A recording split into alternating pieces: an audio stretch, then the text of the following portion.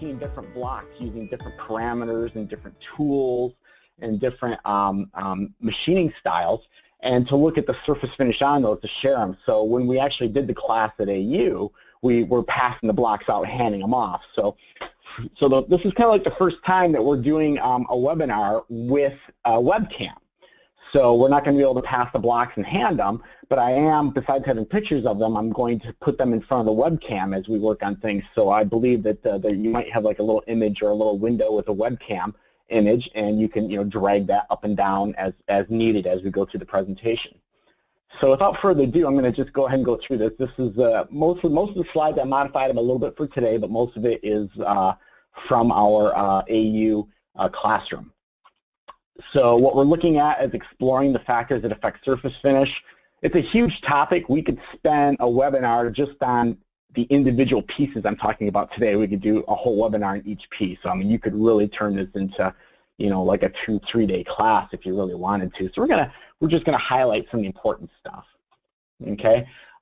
Key learning objectives from today. At the end of today, what I want you to be able to understand is how the tolerance that you use can affect your surface finish. I want you to understand how the stepover and the cusp can affect your surface finish, and how programming strategy, what strategies or what techniques you use to program your part can affect your surface finish. We're also going to talk just a little bit about some other aspects that affect surface finish. Okay, and of course we'll always have time for questions. So with that, when you talk about surface finish, what are you talking about? Okay. In the engineering definition, you've got roughness, waviness, and measurement. And you can buy, and I have an image of it here on the screen, and I also have it on the webcam. If you're looking at the webcam, you can actually buy, you can get them from Amazon or lots of places, a surface finish gauge, so you can gauge the surface finish, that you have, what you machined, what you actually have. And the gauge will usually have like milled areas for gauging, grinding areas for gauging, lapping, turning, and that type of stuff. Okay? When we talk about surface finish, there's roughness, waviness, and measurement. The roughness is your finely spaced surface irregularities. In engineering, it's usually what we refer to as surface finish. You have a ball mill, you step over X amount, it leaves a cusp, that's your surface finish. Okay? Waviness are irregularities larger than your roughness, things that pop up because something happened. The tool deflected, the part warped, there was vibrations going on, a chip got stuck in it and it rubbed up against everything, stuff like that. And then you can actually measure surface finishes using contact methods like a stylus, or non-contact methods with lasers and interferometry and I can't pronounce it, microscopy. Yeah, we'll skip that one. But I use the street definition of surface finish. So I'm located in Michigan, and we've got a lot of mold makers around here, especially from the automotive industry. So when I go to shops that are doing machining and they're doing molds and stuff like that, when they're talking about surface finish, what the owner really wants to know is how much time is my guy going to spend polishing the part. Okay, if he spends less time polishing the part, that's good. Let the machine do the work instead of the people, right? So that's going to be our definition for surface finish, our street definition. Okay, the parts that I cut, I wanted to have something small so I could transport them to Las Vegas for AU. And I found this part. It's actually, if anybody wants to take a guess, you can guess, but it's a Fender Stratocaster, the line jack. So if you've got a Fender Stratocaster guitar and you get your line jack for it, that's the cover for it. And I found a version of it, and then I just designed my own because I wanted to have something that had like better continuity of the surfaces and stuff like that. So I went into Fusion and made my own. But that's what we're cutting, just because it's nice and small. I like it because it's got curvature, like curvature in one direction in some areas and curvature in both directions in other areas. So, and plus some flat stuff so we can see the effects for surface finish. For the testing I did, it was all on a Tormach 440. Big shout out to the people from Tormach for providing access to the machine. You see this is an old picture because the computer, the controller, and all the stuff's on a card table. That actually have a real desk for it now. But that's what all the testing was done on. And the interesting thing is that a lot of people say, well, that's an entry-level machine, you can't get a good surface finish. And the truth is you can get a really good surface finish even on entry-level machines or less expensive machines. You don't have to buy a super expensive one. Now the expensive ones might give you a really good surface finish faster than the less expensive ones, but you can get really good surface finish even on you know, entry-level equipment, or you know, you don't have to spend a ton. Okay. Also, I want to give a shout out to IMCO because they provided me a bunch of carbide inserts for my tests. So shout out to them. Yeah, Jeff, not to take away from what you're saying, but I think it's important that you bring that up. Oftentimes people think high-speed machining or high-efficiency machining, like adaptive, I need some big machine, or to get a good surface finish, I need some big machine. And the reality is that the concepts are universal. Constant cutter load, a nice step over, a smooth tool path. These are things that scale. Thank you. So the first part of surface finish is your tolerance. Okay, and what do we mean when we talk about tolerance? We're talking about the chordal deviation. So when you output all of your G01 points on a 3D part, from point to point to point to point, that's just the definition of a polyline, and your chordal deviation is just the difference, or the distance from from that polyline to your spline, the actual math data that you're cutting. And we've got a picture of it here. So the more points you give it, usually the smaller the chordal deviation is going to be, or the tighter the tolerance you use, the better the chordal deviation is going to be. So we can kind of see that in this slide here. And I'm actually going to pop up Fusion. I've got Fusion running in the background with this part, and we're going to go ahead and see that on a couple of parts here. So here, if I look at this one, the parameters, okay, that's not the one I was looking for. Okay, we can go to the Simulation tab, and you can turn on the points.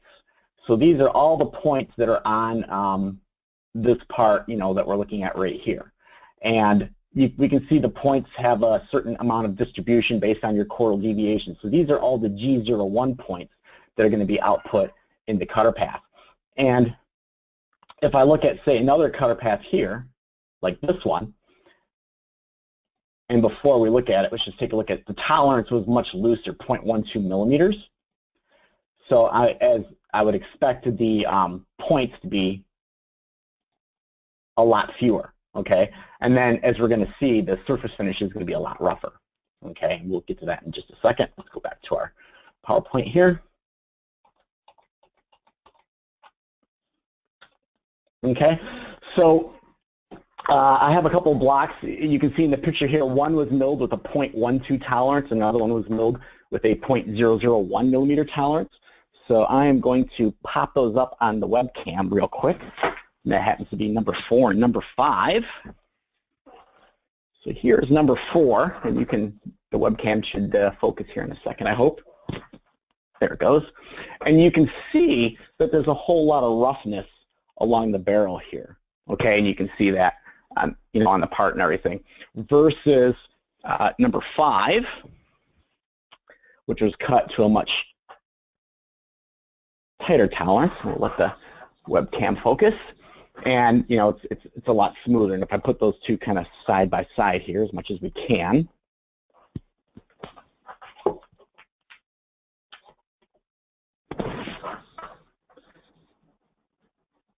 you can see the one on the right, is a lot rougher. So the tolerance is your first step when it comes to surface finish. And where the tolerance is, in this presentation, we're kind of making it kind of neutral to CAM systems for the most part. So in Fusion 360, your tolerance is shown in your 4th tab for your toolpath parameters. In PowerMill, it's in your basically the tolerance for the type of cutter path that you have. If you're running FeatureCAM, the tolerance shows up in your milling parameters, the 5th tab. HSMWorks over here on the left. Again, the 4th tab. That's the nice thing with HSMWorks and Inventor HSM and stuff. All those interfaces match, from tab to tab to tab. So it makes it a whole lot, very, very simple to go from one to the other. And in Inventor HSM. Okay. But when you talk about tolerance, excuse me, not only do you have the tolerance of the CAM software, but you also have the tolerance of the mill. And a lot of people don't realize this, but mills don't necessarily go exactly through every single point. Just like if you are in a car and you take a bunch of cones and you put the cones, in a parking lot and you go through the cones, your car will actually do like rounded motions and it'd be smooth. It wouldn't be like polyline, polyline, point, point, point. You wouldn't stop all the time. And mills kind of do the same thing. The controller reads the point data, and it says, well, I need to drive this motor this fast here, and then slow it down here, and then speed it up here, and then this drive has to, go at these different speeds, so that it follows all of your G01 shapes. And so this is the one example of where maybe a higher-end machine is going to do a better job than a quote-unquote lower-end. Absolutely. Absolutely. So yeah, all machines when you buy them are going to have different tolerances that are just based on the hardware of the machine, the actual drives, and if you've got, ball screws or whatever the hardware is that it's using to run, there's just a tolerance built into that, okay? And some of the things you want to look at when looking at machines or giving it the points is there's the point density and the point distribution. The density is how many points that you have total, okay, and that's often controlled by your tolerance. The tighter the tolerance, the more points that you have. And the point distribution is how evenly they're spaced, okay? So let's talk about tolerance on different mills. So if you're using, and like some of the Fanuc controllers have the P10000 that turns smoothing on and off, okay? This is an interesting one. Around here, like at Single Source Technologies, who sells Makinos, when they set them up, they'll set up M codes, M250, M251, and M252, and there's a different tolerance associated with each one of those. So for example, 250 will be roughing, and 252 will be finishing, and 251's kind of in the middle. So if you're roughing, let's say you left 20 thousandths as your tolerance for roughing, you can let your machine be a little bit looser, okay, maybe, 2-3 thou, who cares because you're leaving 20 thou anyways, versus when you're finishing, you want the machine to be a lot tighter. So the machine can run smoother, and smoother is the same thing as saying the machine can usually run a little bit faster if you can loosen up that tolerance a little bit as it's running, for its own internal splining and stuff like that. So the Makino has one way of doing it, and they control it with M codes. A Heidenhain has a separate way of doing it. There's your cycle depth, tolerance. I think on Haas machines, depending on the controller, you've got the G187. But the point that I'm making here is that a whole lot of milling machines have different ways of giving different tolerances for the controller to use to control those drive motors. Okay, so if you want a really good finish, you want to make sure that you've given it in your post-processor the parameter that it needs for machining with the tight tolerance. Because if you give it the loose tolerance, the fast speed, say, on your machine, and then you look at the finish, you'll be like, well, it doesn't look that good. That's because the machine's tolerance itself was loosened up in the controller. Okay?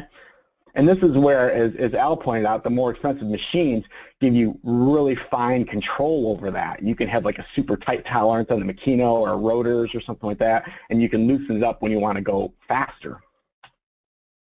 Okay? If your machine tolerance is low, say thou, is there any benefit to programming the cam tolerance tighter?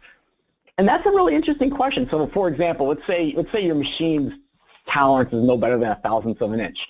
Is there really any benefit to using a tolerance in the CAM system tighter than 1/1000th?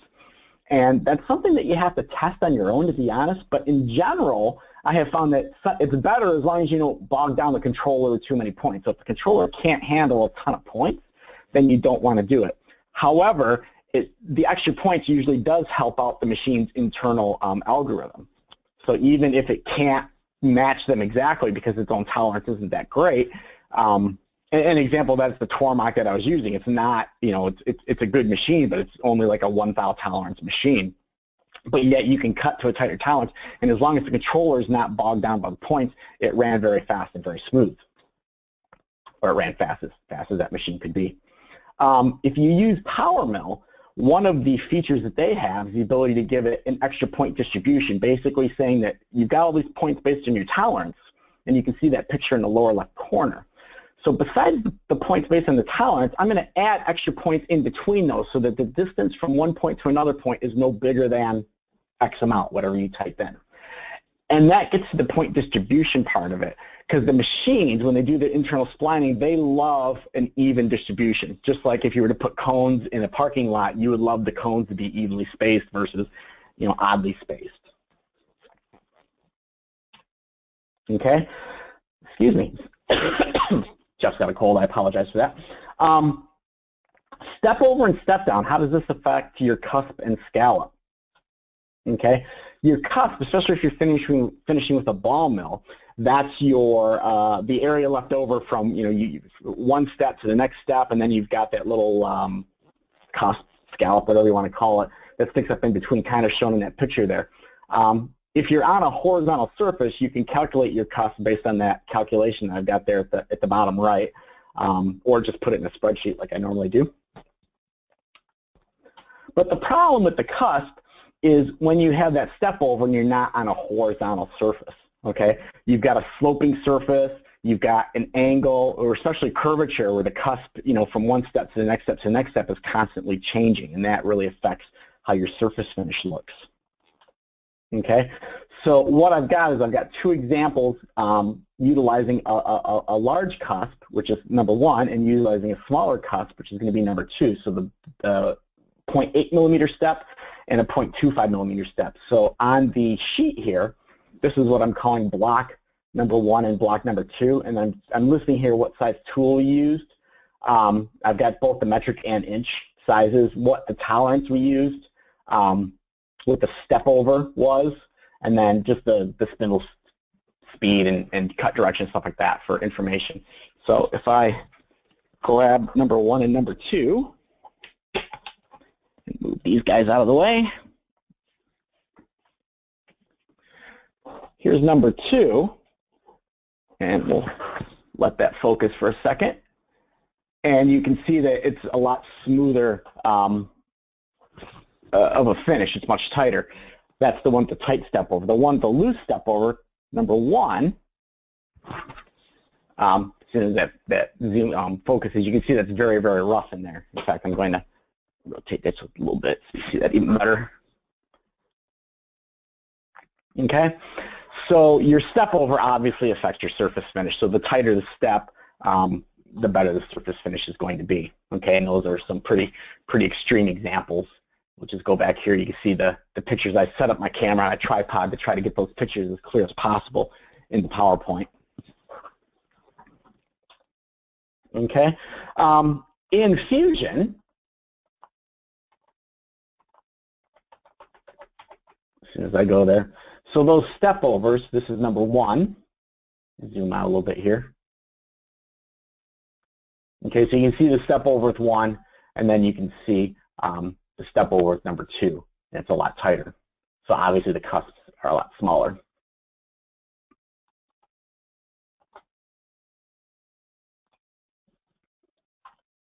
Okay, where the step over is in Fusion, it's in the interface here. This is, again, also in the fourth tab, in the same place that the tolerance was in PowerMill, same place in FeatureCAM, this tab here, second tab actually, in HSMWorks, and then Inventor HSM. So trying to hit all the Autodesk CAM options here. So a tight tolerance, you want for a good surface finish, you want to use your tolerance, and then the next thing you want to do is obviously adjust your step over so you have good surface finish. Then one of the third things you want to do is you want to look at your actual cutter path strategy. What strategy are you using to mill the part so that you can get a good surface finish? Okay? So, for example, in this picture here, we went in the Y direction with our step overs, and what happens is that leaves like a larger cusp on that face where that yellow arrow is, and I'll show you in Fusion in just a second. And then if we went in the X direction instead, that just leaves a cusp somewhere else. So let's just go ahead and go to Fusion. Let's take a look at those. Okay, so when it's in the Y direction, if I measure the step over on this face here where my mouse is, like in a 3D fashion, it's going to mathematically leave a bigger cusp than, say, on this barrel here because it's got a higher slope angle, or definitely larger than in the horizontal area here. Jeff, can I just jump in just for a second because there's a good question. Yeah. I think you covered well, but maybe we'll just reinforce the difference between tolerance and step over. To reinforce what Jeff was saying, the tolerance is how closely the tool path follows the geometry of your solid, but then the step over is what's going to produce the cusp height, this bit of material in between steps. So the step over is how close together the passes are, but then when you're going along that path, how closely that follows the geometry, or how much can we deviate to create less points. Hopefully that helps clarify what Jeff was saying there. Yes, thank you. Thank you very much. So if I go in the opposite direction, you see how far apart these cutter paths are here, where my mouse is, and that's going to leave a larger cusp there. So let's take a look at what were those block numbers. So that was number 2 and number 6. So I'm just going to go ahead and pop those up. We already saw number 2. So if we take a look at number 2, and I'm going to turn it so it faces the camera a little bit more, and the webcam was focusing earlier pretty well, but not so much right now.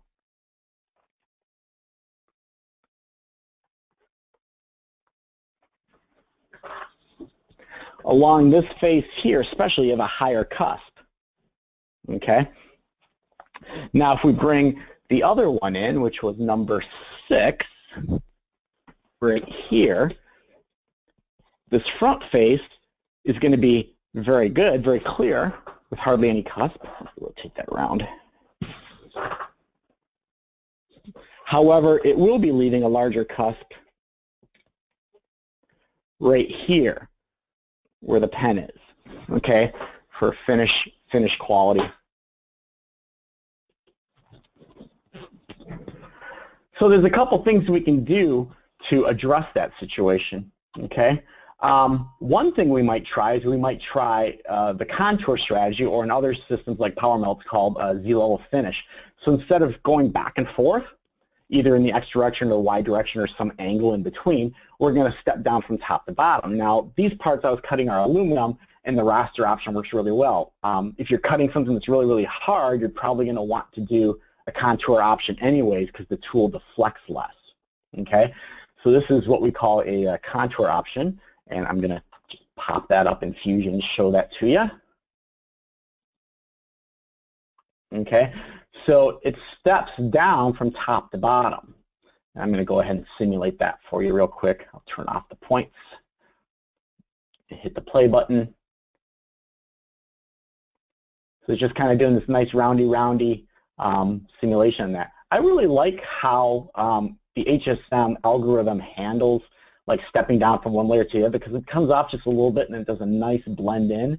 So it's not like spending a whole lot of time in air or wasting time coming off and on and that type of thing. It's really quite efficient.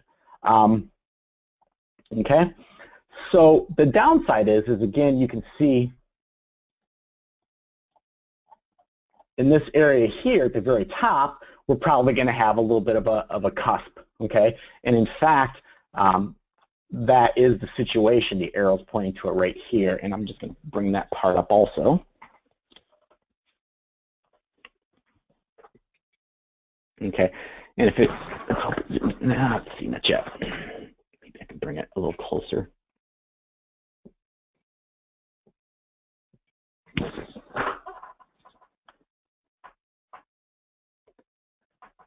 They don't make macro lenses for webcams so well, do they? It was focusing earlier. So anyways, it's right here at this very top. You can see that there's like a little nub there. And it's because of that step down. Okay? I have a better picture, obviously, on the screen here.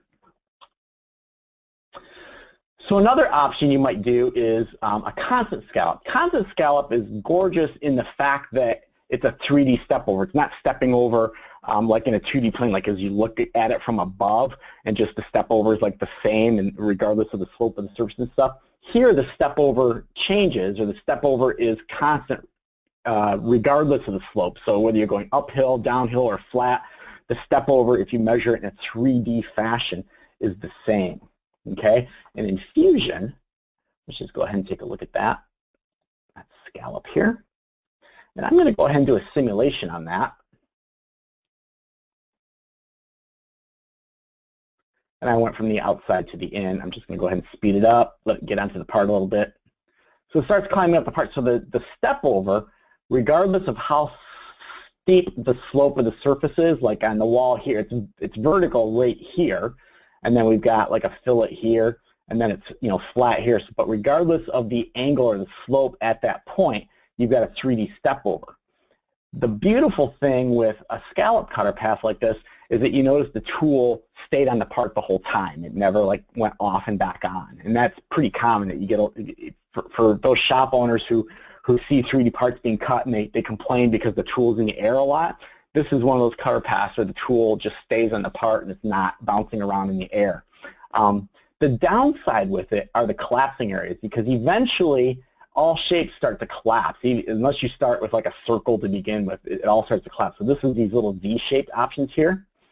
And you're getting exactly what the calculation is. You're getting something that's very good. You're getting a constant scalp. You're getting a constant chip load, which is excellent for your tool.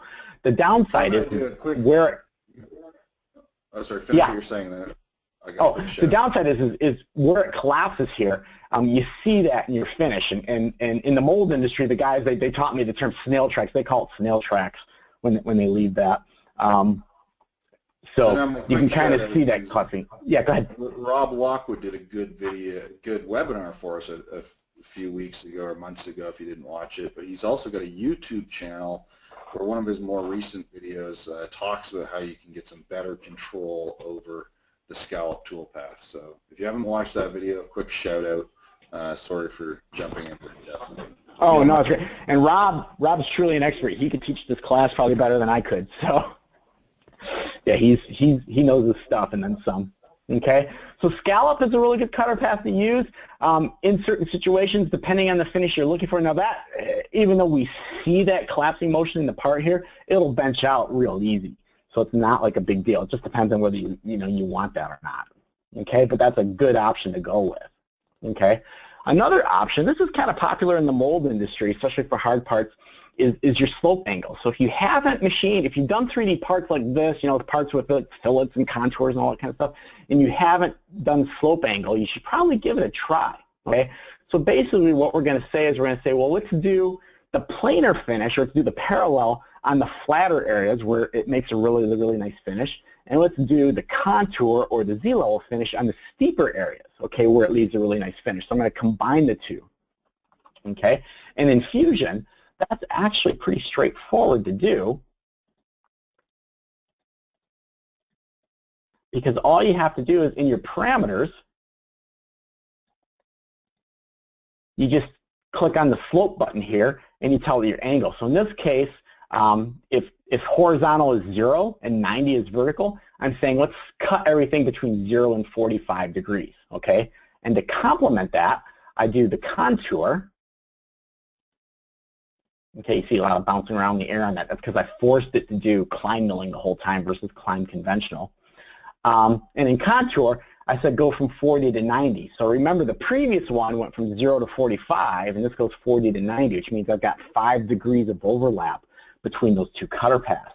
So in fact, if I look at those two, kind of like this, you can see that there is a little bit of overlap on this. Okay. Now, when doing the parallel option, you have the choice. Do I want to parallel like in the Y direction, or the X direction in this case, or in the Y direction? And my personal opinion was on this particular part, the X direction looked better. Okay, but they both ended up looking really, really good. Okay. Quick thing worth bringing up. Several users have asked about the comparisons in runtime. Jeff and I and company will work together, and we'll get something up on the forum so you guys can take a look at this in a little more detail. And again, a shout out to the forum. If you're not on the forums, look there. In the next little bit, we'll get some of that information for you to dive deeper into it. Perfect. Thank you. Yeah, it's great. Definitely hit the forums. There's a lot of brains in that forum. There's a brain trust, and our forum, honestly, I've seen lots of the other forums. It's part of my job is looking at the competitors' forums, and ours is the best. We've got the best people, the best comments, and it's probably one of the most active. It's a good thing you said that, because I see Neil Stein on here, SteinWorks. I see Seth on the webinar right now, so much of that brain's trust is watching live right now. Fantastic. So if I look at number 12 and bring that one up, and it's probably not going to focus on the camera so well, but I think that's this one. But you see the finish in this picture, it looks really good because there's no scallops anywhere. It's cut, the whole part, which is gorgeous.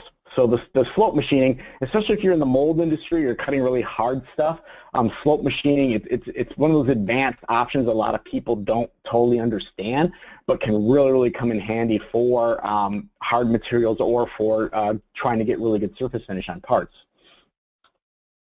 Okay, here's another thing that I think is really important to help you get good surface finish on parts, and that's pencil tracing. Okay, pre-relieving the corners before you do your finishing. Okay, I've got a video here, so before I run this video, I'll maybe just turn up your speakers and I want you to listen to the tool. Okay.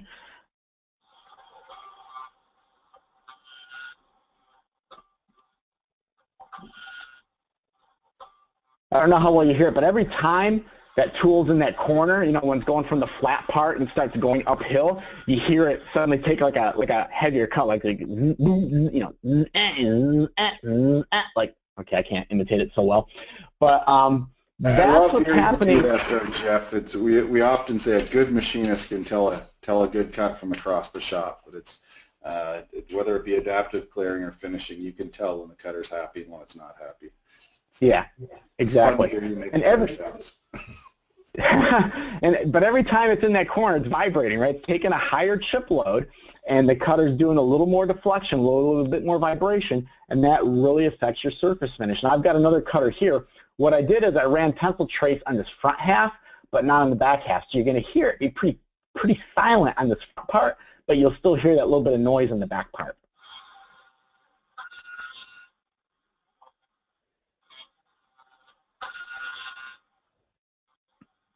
Hey Jeff, this is Jordan. I don't know about you guys, but the video on my end is just a little bit choppy, so we might want to skip ahead.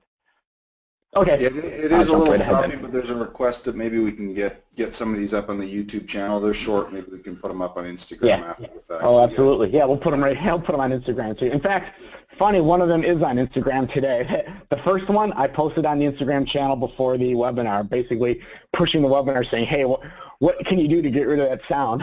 So. Okay, so I'll post a link to that to the question on the question and answer. Yeah, great. But yeah, look at the picture on the screen right now, the one on the left versus the one on the right, and really the only difference is well, one was cut in the Y direction, one cut in the X, but one was pencil traced, the one on the right was pencil traced, and the one on the left was not. Okay, and if you look at the one on the left, look in the corner where the barrel of the part meets the horizontal or the flat area. And you see that the surface finish there looks pretty bad, right? And the reason it looks pretty bad is that's your tool vibrating. In fact, those marks, when you look at it, they're not in line with the cutter path, but they're actually in line with the normal of the surface, which shows you that the tool was deflecting perpendicular or normal to the surface at that location, okay? So, you know, I highly, highly recommend if you're doing 3D work, pencil trace your parts that it pre-relieves the corner. It takes material out of the corner before you finish. So notice the one on the right looks a whole lot better. Okay. Pencil's the tool prep that makes you look like a professional. It's the one that makes your parts look nice. Exactly. So pencil trace right here. It's real easy to set up, and then you can give it like a parameter of like how many passes do you want to have and how much distance you want the passes to cover and whatnot. On that last picture I had, I actually... Did you machine right to size on that pencil trace, or did you have a little bit of a stock to leave on that? Yeah, so that's an excellent question. So I actually, on the one, I finished the part with the 3/8" ball, but to do the corner, I needed to use a 1/4" ball. So I actually pencil traced it with the 1/4" ball before I finished it with the 3/8" ball. So there was no way that cutter was going to be engaged in extra material in the corner. A lot of people pencil, like let's say you're finishing and you've left 10 thou or 20 thou, well, probably not. Maybe you left 10 thou or 5 thou. They'll pencil trace and maybe pencil trace to +1 or +2. I've seen that a lot. Some people prefer pencil tracing to 0. I think it just depends, but I personally, when I've done it before, is I've pencil traced, I've left 1 or 2 thou, and then I've gone and pencil traced when I was done, just to clean up any irregularity in that corner. I mean, it takes more mill time. Sometimes you'll go a little past a half thou passed or a thou passed, and, Yeah. and you're not going to have any marks in that nice little pencil trace that pops your part out. Exactly. Good question. Okay. Thanks for asking that question. So let's talk about tools for a second. So far we've talked about tolerance, we talked about stepovers, we talked about strategies. Okay, let's talk about tools. And this is obvious stuff. I think a lot of you know it, but it never hurts to just reiterate it. The more rigid the tool, the less deflection it's going to do. Okay, you know, we saw that finish in that corner because that's how much the tool was deflecting and that's how much it was vibrating. Okay, shorter tools deflect and vibrate less. I didn't put it in here, but I've got a picture where I was milling the part. I mean, I literally only had half a mil of clearance between the top of the part and the machine, the tool holder, because that's all I needed. It was plenty. You know, nothing was going to hit. So you know, use the shortest tool you can. Okay, that's going to cut the part. Strong tool holders allow for stronger tools. So you know, if you're investing in, you know, machines that cost $500,000, $250,000, you know, plan on spending the money for really good quality shrink fit tool holders also, okay, because that will help you to get the most out of that machine. The bigger the radius, the larger the step for the same scallop. That's just math, right? The bigger the ball nose, the bigger the step over you can take and get the same scallop. But also that means the tool is more rigid. The bigger the tool, when you do that, it's more rigid, so it's going to deflect less also. And the more rigid the tool, the faster you can go. So a lot of it gets into speed, okay? I've got a picture here. I won't put all these in front of the webcam because you probably won't see much of a difference, but I did the part with finished the part with an 1/8 inch, a 3/8 inch, and the 1/4 inch. The surface finishes ended up pretty good. I think on the upper right hand, the 3/8 inch one, you get that little like cloudiness there on the part. I think I maybe was actually going too slow. I've seen that before. But let's take a look at those cutter paths in Fusion. So just one second while you're talking about tools, because the question had come up. All of what Jeff is doing here is a ball nose end mill, and there are times when the ball, you're cutting at the center of the ball. There's a question about using a bull nose end mill. That's another great thing to research if we're not going to dive deep into it in this webinar, but a bull nose end mill will give you a radius to cut with, but out at the circumference of the tool and can give you a much better surface finish. Yeah, and also the bull nose, if you can use it, especially in a contour, your surface feet per minute, you're getting better surface feet per minute with a bull nose than typically with a ball mill on a lot of your finishing, which helps out also. So one of our forum experts, Neil Stein, is saying yes, the cloudiness is coming from the chip smearing, not taking a big enough chip, so increasing the feed rate will help that. So thank you, Neil. Yeah, thank you very much. So these are just the same cutter paths with the different size tools, so nothing too spectacular there. I did have to adjust the step over, especially for the 1/8 inch tool, to get the same scallop that the 3/8 inch tool allowed, right? So 3/8 inch tool, I was able to step over, you know, a little bit larger here versus the 1/8 inch tool to get essentially the same scallop, and that's just math figuring that out. Okay.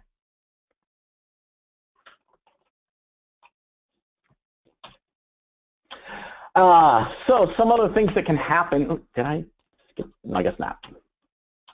Some other things that can happen with your tools is sometimes you can get, especially in aluminum and stuff like that, is you can get like an orange peel effect, and that has to do with maybe some harmonics of your machine, or you don't have an edge touching all the time on your part. So sometimes you can get like an orange peel effect. This picture didn't show it real well, but you can see in the reflection of the light where it's not, where in the reflection where the points are kind of goes up and down a little bit. Sometimes they refer to that as orange peel. Our forum expert might be able to shed a little more light on it, but again, adjusting feeds and speeds can sometimes help that out. And then the cloudiness we kind of talked about earlier, where I recommend it faster. There's a bunch of people on the webinar here. How do you address the orange peel effect? And Jeff, keep going, and then maybe in the next 5-10 minutes when we wrap it up, I'll find out our users to deal with that. So one interesting thing when you talk about tooling is if you talk to a company that makes both types of tools, that makes you know, like a solid carbide cutter, and then they make maybe like a cutter where you can put in insert in the nose for a ball mill or something like that. they will usually tell you that the inserted cutter will provide a better finish. So if I called Ingersoll or Sterling Edge or something and say, hey, what's going to give me the best finish on a ball mill on a part like this, they would usually recommend their inserted cutter here. So I have one. It did a really good finish also. It did a great job. Was it tons better? Probably not tons better, you know, based on the extra cost of, because that cutter was actually fairly expensive, list price. But it did a really nice finish, and it is pretty, what's the word I'm looking for? It's very rigid. I mean, even though it's a steel body with the carbide insert versus the whole thing being carbide, it's fairly rigid, and a lot of that rigidity just came from, you know, the conical shape of the holder and everything. So tooling, get the correct tooling, you know, let people, you know, recommend what tooling to use. Talk to your machine tool people. So here's the part we used, you know, that cutter that you just saw. I used the slope strategy and everything.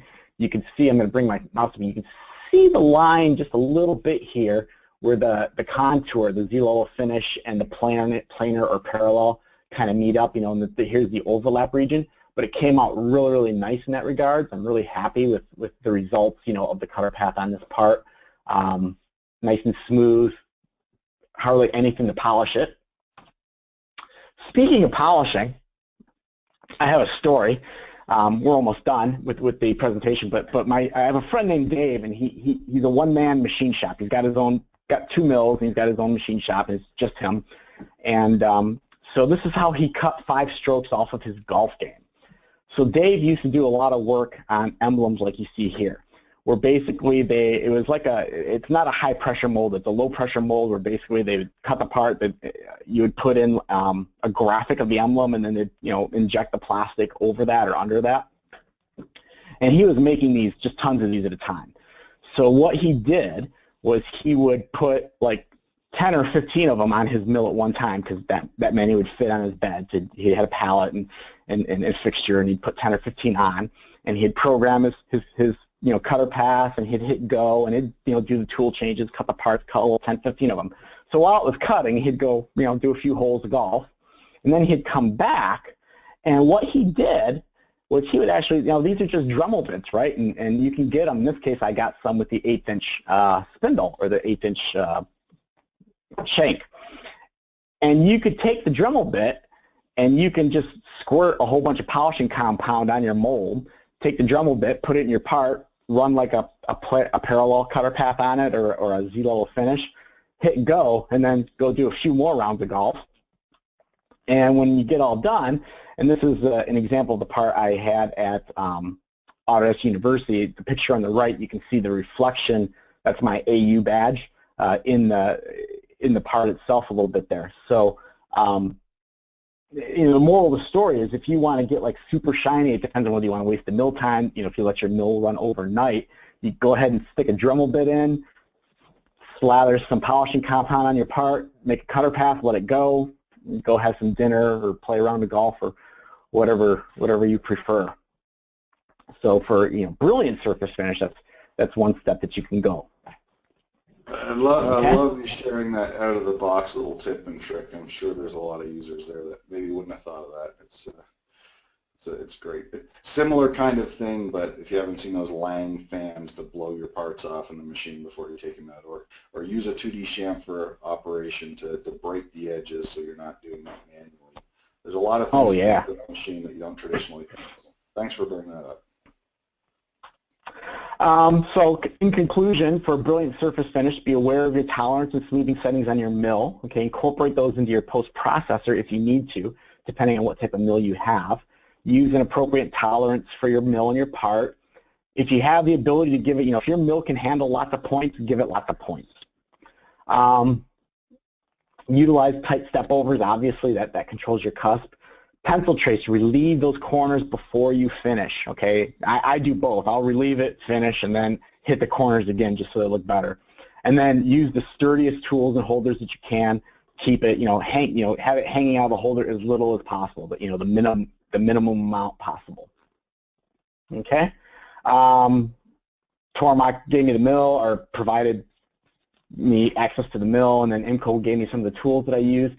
If you've not heard of the Autodesk HSM bundle, that was just announced earlier this week. So that's the bundle with the SolidWorks version, the Inventor version, and Fusion all in one. So you can design however you like in the most used design products in the world, and then machine them in a common HSM interface.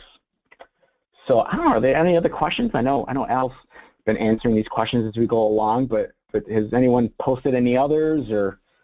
No, I think it's all been pretty good, pretty well answered. A couple people giving some comments around how the smoothing works on different type of machine control. So Linux CNC Tormach is a G64, a P and a Q number. That's maybe worth sharing. Neil's suggesting your orange peeling was from some rigidity issues. Well, that could be, yeah. But if there's any more I was just questions, using a voice. we got a few minutes here, and a lot of people just very thankful for presenting this information. It's been great, Jeff. Yeah, Thank you. so guys, I appreciate everybody who took the time to come. Thank you. Around over thickness. Yeah, I'll hit that one. So the pencil toolpath has something called over thickness. What the pencil toolpath does is find any internal corner with a radius equal to or smaller than the radius of the cutter. But you may want to use a 1/8 ball end mill in a 1/4 inch cutter, in a 1/4 inch internal radius. So the over thickness allows you to tell the toolpath, go look for internal corners with a greater radius than the radius of my cutter. So that's what the over thickness is. And then when you use that, naturally you'd probably want to add several passes, so multiple step overs to the pencil toolpath. That's what over thickness does. Thank you. That was a great explanation. On the recording, yes, this and all of the recordings do get posted. Generally, that gets done sometimes as early as later today. If not, you'll be able to get that recording early next week. Yeah, guys, this recording will be up on our YouTube channel today. Perfect. Thank you, Wayne. So everybody, get your questions submitted as we wrap this up. And then Jeff, if you'd be so kind to open up a browser. I wanted to show everybody a couple of really great resources here. A lot of us have friends and family that might be interested in STEM programs or whatnot. I just want to direct you guys to a couple quick places. So the first one, Jeff, if you'd be so kind, navigate to Autodesk Education. Guys, this is an amazing program. Basically what Autodesk has done, if you're not familiar, a lot of people that join us every week, they know, but for students and educators, they can get access to Autodesk technology for free as long as they're a student or an educator. So please, let your friends and family know about this program if they're in school or if they're teachers. You can look at all these different products and you can get Fusion, you can get HSM, you can get this platform. Just amazing stuff. So I'm a huge evangelist of our education program. Another thing, Jeff, and it's free. And it's free, yeah. Your favorite. And it's free. I mean, holy smokes, no one else does that.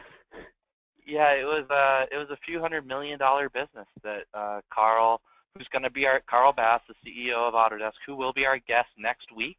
So guys, make sure you come back next week. You'll get to meet the CEO of Autodesk. You'll be able to submit questions and whatnot. And it's really Carl, the machinist. We're gonna introduce you to him in a light that most people might not understand. But Carl's a huge maker. We're gonna have Wayne and Tim Paul out at Carl's shop. So this is gonna be, one of the coolest ones that we've done yet. Another resource, Jeff. Go to one second while you're on education there. Sure. A couple people mentioning here that they've got younger children. My son, I've got him going on one of the Autodesk products, Tinkercad. It's a great way if you want somebody that's a little younger to explore 3D modeling. It's a product called Tinkercad made by Autodesk, and it's suited more for the elementary, maybe into middle school. By middle school, I think you can start using Fusion, but it's a great product to introduce people to 3D design. Absolutely. And then, yeah, Instructables, another great resource if you guys aren't using this and you've got some projects you want to go.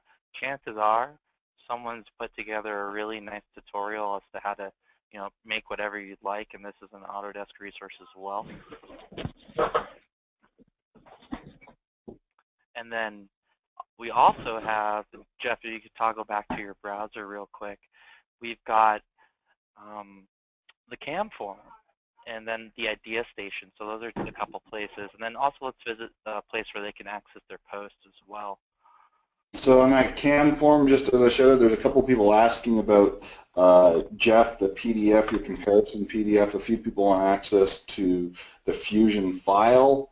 I'll do what I can to get some of that stuff up on the forum. So that's a push. I know Seth and some of the other forum guys will be happy that we're pushing towards the forum. So we'll get some of that stuff live on the forum for you to get access to the file and to some of these other resources in addition to that. Yeah, just to put it in perspective, this forum here that Jeff has up on his screen, this is the most active CAM forum on the planet as far as I know, and we literally have customers helping other customers, and then Autodesk employees monitoring this, and then the idea station, Jeff, you just want to click on ideas right next to forums under the Autodesk community. You'll be able to see, yeah, just a little to the left there, and a little bit up.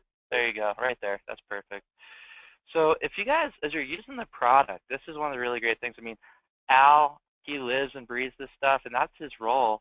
He's really trying to, Jeff, can you get back into that browser? What are you doing to me? All right, stay focused.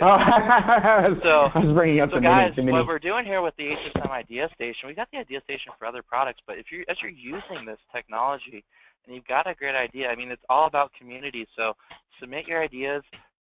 People can upvote those ideas, and then Al looks at these things and gets them right into products. I mean, the good ones we've already seen have transitioned into the product, so this is an amazing opportunity for our community of HSM machinists, regardless of whether you guys use SolidWorks, Inventor, the cloud. It doesn't matter.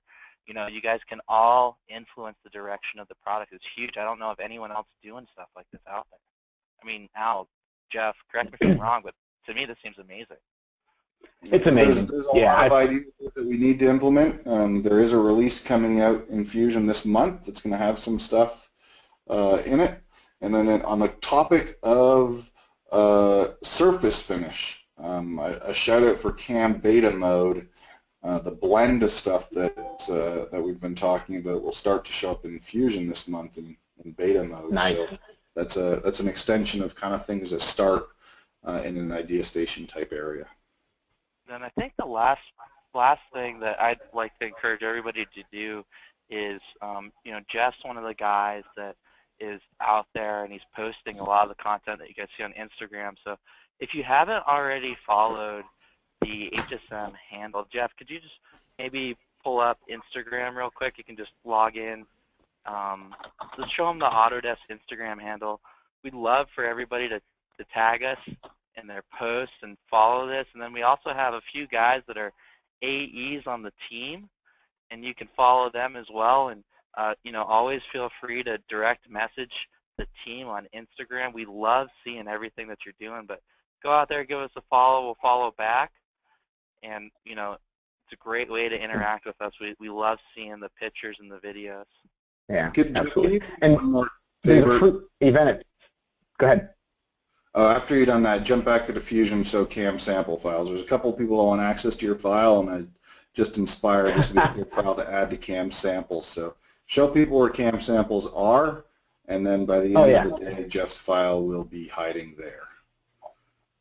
Right down here is your CAM samples. Yeah, and I can. There's lots of example files that show different areas of the toolpath, but I think this exploring surface finish sounds like a good one to add. So take a look there. By the end of the day, we'll get it pushed up. Absolutely. I did talk about surface finish. Even though it's an inexpensive machine, my son has a Mini, so I milled him this over Christmas, and you can see the picture of it. I hope if you in the webcam viewer, and it just came out gorgeous. And it was simple. It took me a whole probably 10 minutes to program this part. So it took longer to find it than it took me to program it. Awesome. So everyone, you know, good stuff. Jeff, Al, Thank you so much. Jeff, we'd love to have you back. Maybe we could schedule a time for you to do a deeper dive into one of the topics that you feel would help our customer base. What do you think about that?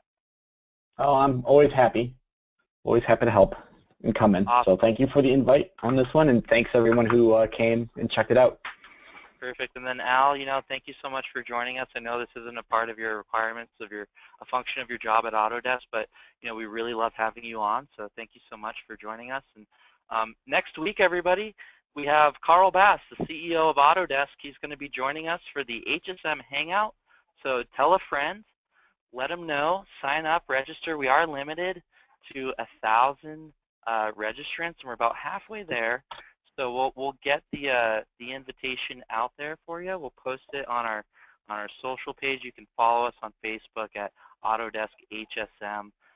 But Shop Talk with Carl, super informal, just kind of a fireside chat talking about some of the projects and some of the vision that Carl has for the maker movement and manufacturing. And one of the amazing things that has enabled the HSM platform to grow so rapidly is Carl's vision for machining. So truly a phenomenal event to be able to tune into and just get to know Carl a little bit better. I've met him a few times. He's a great guy. I know Al works very closely with Carl, so very excited. So thank you so much, everyone. We'll see you next week. Thank you. We have Carl Bass as our special guest, and we'll try and get Jeff JJ back. Be sure you get out there, follow him on Instagram, and we'll go to work and we'll get this recording out for everybody. Thank you so much. Have a great day.